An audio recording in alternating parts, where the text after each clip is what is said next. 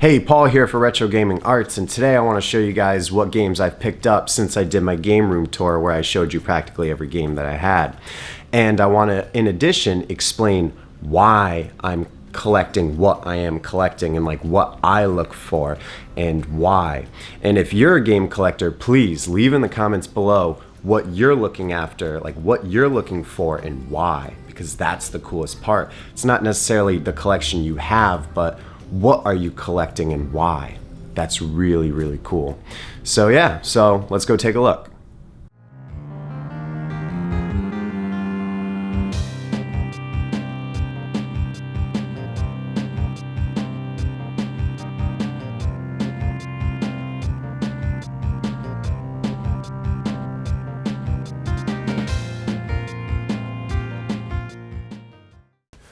Alright, so we're going to start with some of the older stuff. So I first heard about Strider from the Marvel vs. Capcom games, and he was a pretty cool character, but I was always curious as to what games he was from, so I started playing some of the Strider games, and then they're awesome. Strider games are so good, so that's why I had to pick that up.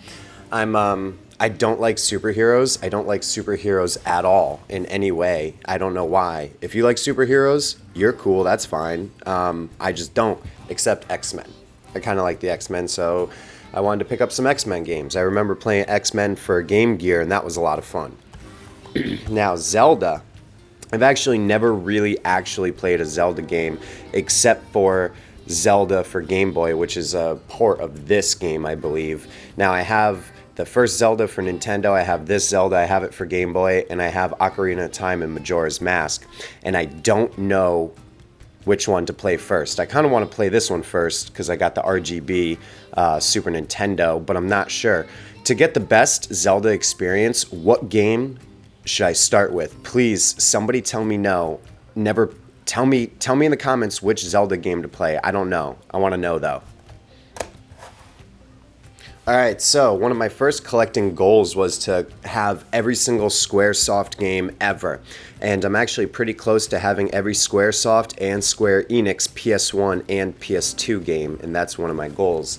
And so it's a driving game by Squaresoft. So I obviously just had to pick it up, had to grab it, because, I mean, gotta have them all, right?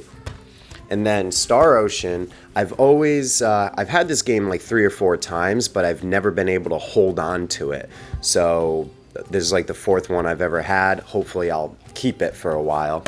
There was 2 Full Metal Alchemist games by Square Enix for the PS2, so here's the second one. And then Dragon's Quest. Everybody speaks extremely highly of this game. Very highly in Square Enix. Box is slightly beat up at the top, don't really care, because I've been able to pick this game up for quite some time, but never with this nice box, so had to absolutely do that. So here's some Konami franchises that weren't really franchises, they were just sort of like one-offs. Nano Breaker, it's like a sci-fi hack and slash where hack and slash style games on the PS2 were so good. I didn't like them as much on the PS3, but the PS4 does this style of gameplay very, very, very well. And I mean, so Konami was kind of enough to just pick it up right there, and it looks really sick. This McFarlane's Evil Prophecy, just from the cover art alone in Konami, these games were extremely cheap, so there's no reason not to. It also looks like a very similar style game to Nano Breaker, but just set in a different world. I don't know, I've never played either one. But I'm very, very happy to have them because I like Konami. I remember playing a lot of Jet Grind Radio on the Dreamcast for hours and hours and hours. I had so much fun with it. And I actually have this as the pack-in version with the Xbox, where it's this game and Sega GT together. But it doesn't have this nice holographic foil game case, so had to have it. NIER Automata is probably where a majority of my time has been since I've grabbed all these games. I have Drakengard 1, 2, and 3, and NIER. The first NIER is probably one of my all-time favorite games of all time. It is incredible. It's a journey and an experience that is just unlike any other in any game. It's so good. I did a review about it, but my review of it didn't do it any justice because the game's so much better than I could ever put into words. So obviously I had to grab NIER Automata. Horizon Zero Dawn is very, very fun as well. The combat in this and how you take these machines down is so entertaining and so enjoying. It's awesome. Totally great. Totally both great games. And the Sega CD Working Designs games. Now, when I was 8, I destroyed my Sega CDX, and then I continued to collect games for ever since, but I never collected the CDX or Sega CD or even Sega Saturn games because when I was 14, I traded my Sega Saturn for a Sega Genesis, and because I made those two silly mistakes, it's been very difficult for me to get into collecting those games because of my silly mistakes. But now that I'm much older and wiser, sort of, hopefully, I would like to think so, that now it's time that I can start collecting for the Sega CD. So the games that I had to pick up were the 3 that I wanted to play the absolute most. And I got the S-Video modded Genesis so I can play all these games in S-Video, which is awesome for me.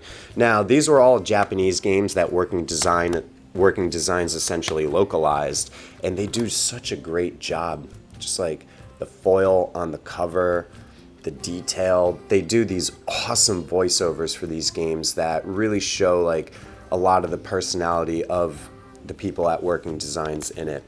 And I'm very happy to have these. So far, I've only played Popful Mail, and it's tough. It's tough to play that or NIER Automata. I split my time between the two, and I'm having an absolute blast with them. So that was this month's pickups. Thanks for watching. Thanks for checking this out. Thanks for letting me know what you think about collecting and all that. I'll see you guys next week. Thank you so much for watching.